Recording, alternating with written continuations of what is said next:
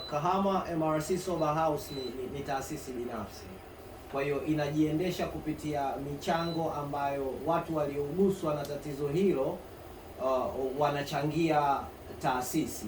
Kwa hiyo kwa awamu ya mwanzo kuna malipo, lakini na pia kuendelea kunakuwa na malipo ya kila mwezi yanafanyika kwa ajili ya kumsaidia huyo mtu kuondokana na tatizo la utegemezi wa vilevi. Lakini ukiachilia mbali tatizo la utegemezi wa vilevi, pia kuna tatizo la utegemezi wa watu.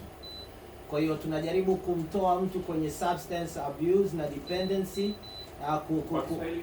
Kwa Kiswahili manake ni kutoka kwenye utegemezi wa kemikali, lakini kwenda kwenye independence ambayo ni kujikomboa, alafu na kuepuka codependency ya kutegemea tena watu. Kwa hiyo kuna phase nyingi ndani yake, awamu ya cheni fulani. Kwa hiyo nikirudi kwa upande wa pili wa swali lako, kwa sababu swali lako lina A na B, tukirudi kwa upande wa pili, baada ya kufika kwenye matibabu, hatua ya mwanzo ni detoxification. Detoxification ni lugha ya kitaalamu ama ni lugha ya Kiingereza, lakini kwa lugha nzuri tu nyepesi ya Kiswahili ni utoaji wa taka sumu kwenye mwili. Mtu anapofika, kwa sababu kemikali ni sumu, kuna ule mwezi wa kwanza ambao atakuwa anapitia hali ambazo hajawahi kuzizoea, kwa sababu muda mwingi amezoea, anakuwa anategemea kitu fulani ili kuvusha siku na miezi na mawiki, utegemezi. Kwa hiyo baada ya kutoka kwenye ule utegemezi kuna detoxification, atapitia tu awamu za mwanzo za rapsha za mwili, lakini pia akili itakuwa inasumbuka kwa sababu haijazoea hali ile.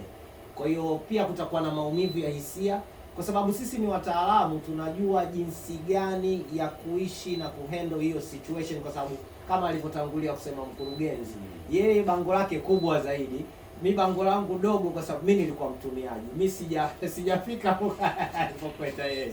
Yeah, of course. Kumwondolea sumu mwilini. Unasema taka sumu kwenye mwili, taka sumu kwenye mwili. After hapo na hiyo kitu inachukua muda gani?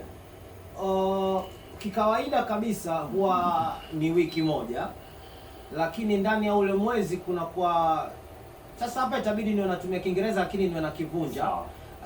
Hapo katikati, baada ya wiki moja, ndio mwili tunasema unakuwa unajisafisha. Kwa hiyo kuna hali za mwili wenyewe naturally unatoa sumu wenyewe.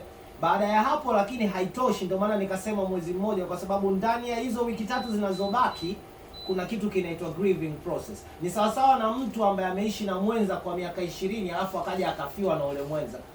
Wiki moja itakuwa ni ya machozi, lakini wiki zingine zitakuwa ni za huzuni ya ndani, kile kitu hakipo. Kwa hiyo pale kutakuwa na emotional detoxification, hisia zinaingia na kutoka zikiwa zinajisafisha ili zikae sehemu moja. Yeah.